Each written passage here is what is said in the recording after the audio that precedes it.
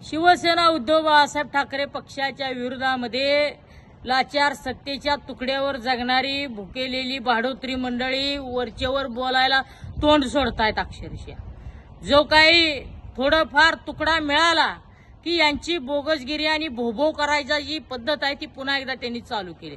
त्याच्यामध्ये आता कोणतरी विदर्भातलं एक तिवारी म्हणून म्हातारडं सुद्धा जमा झाले असं मी ऐकलं।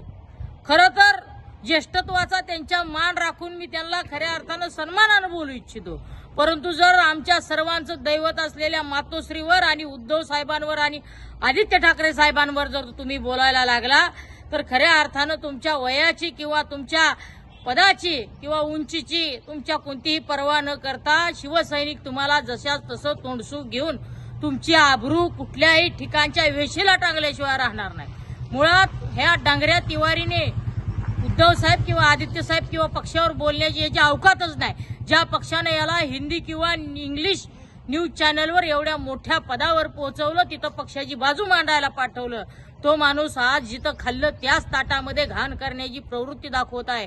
ही खऱ्या अर्थानं वाईट आणि तितकीच संतापजनक गोष्ट आहे।